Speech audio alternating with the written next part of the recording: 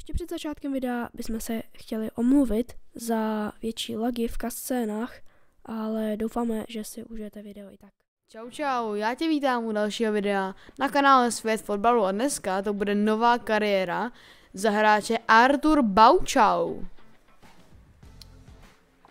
Je to tak, máme tady novou sérii z FIFA, takže se máte určitě na co těšit.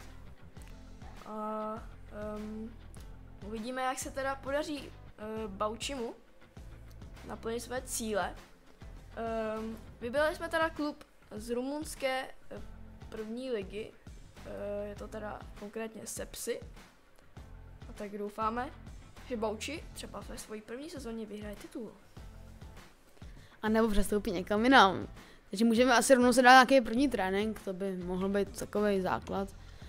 A my jdeme teda trénovat a pak se vám ozveme, až to budeme mít otrénováno.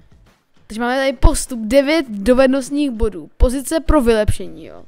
A máme tlak týmu odemčeno, což je hodně potřebný.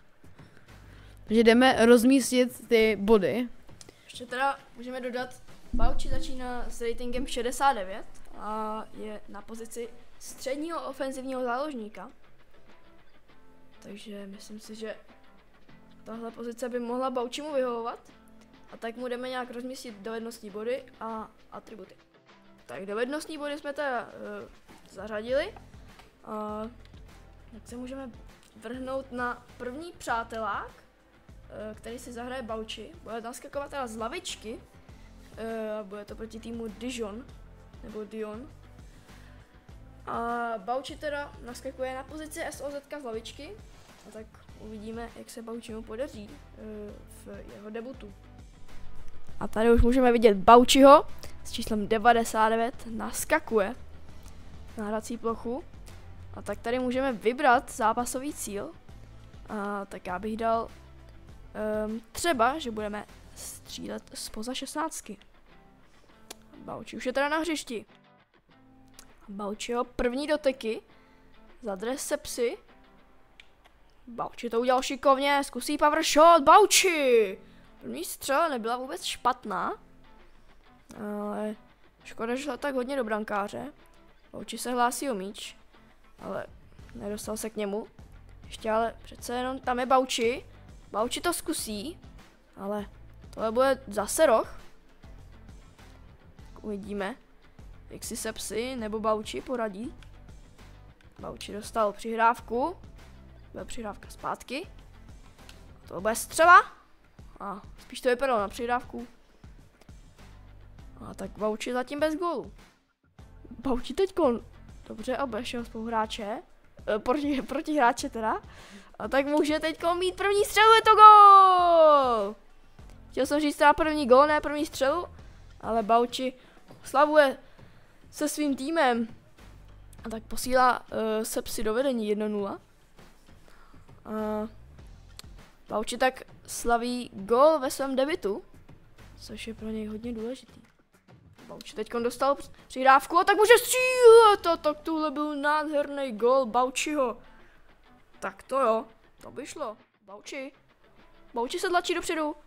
Bauči to zkusí a to je hat-trick. Bauči. Tak Bauči ve svém debutu slaví hat-trick. Tak to jsme teda určitě nečekali. Bauči otáčí kameru a tohle je třetí gol. A taky 3-0 v tomhle zápase. A Bauči tam měl úplně volno, pak už stačilo jenom to tam takhle poslat. Bauči tak slaví hat-trick, což je tedy solidní výkon. A ještě k tomu, že vlastně nenastupoval v základu. Tak myslím, že Bauči na sebe může být hodně hrdý. Hlavně jeho máma. Bauči už je ve vápně. Bauči může zvyšovat na 4-0, je to gól. Tak tohle je neskutečný. Bauči z lavičky dává 4-0. Tak v poslední minutě nastavení dal gól. Bauči dostal za tenhle zápas teda o 8,5 rating, což je hodně solidní. Za odehraných 34 minut.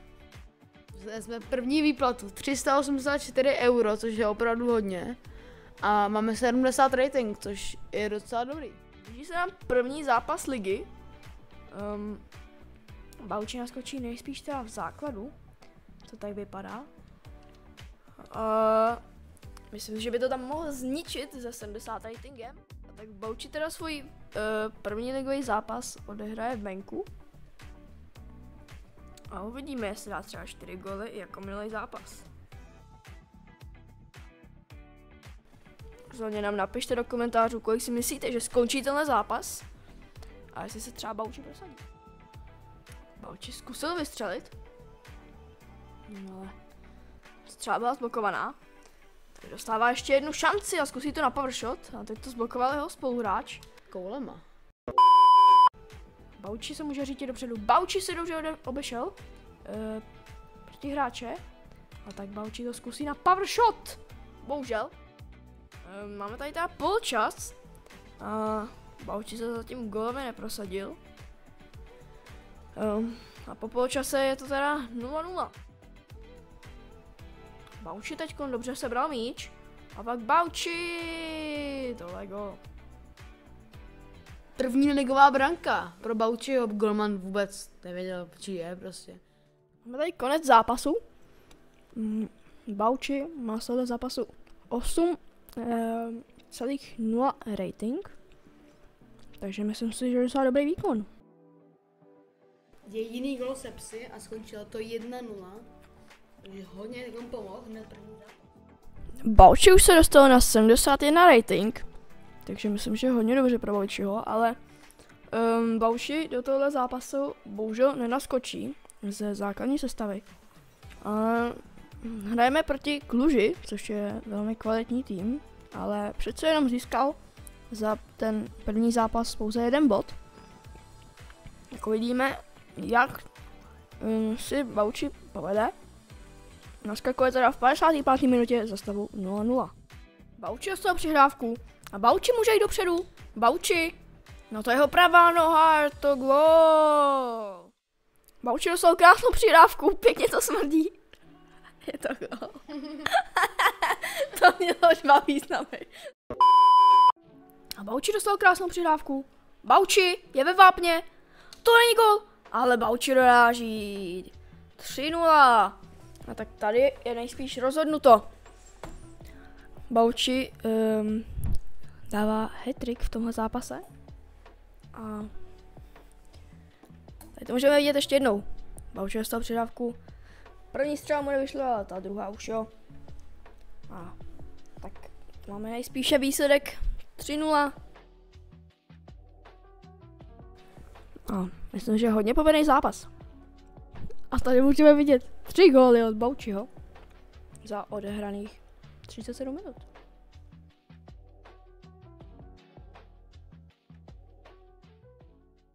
Bauči měl po zápase hlad, tak se šel něco koupit do večerky. I přesto, že Bauči dostal svoji první výplatu, zdálo se mu to málo. Bauči by si strašně rád koupil svoji vysněnou motorku a tak dostal nápad.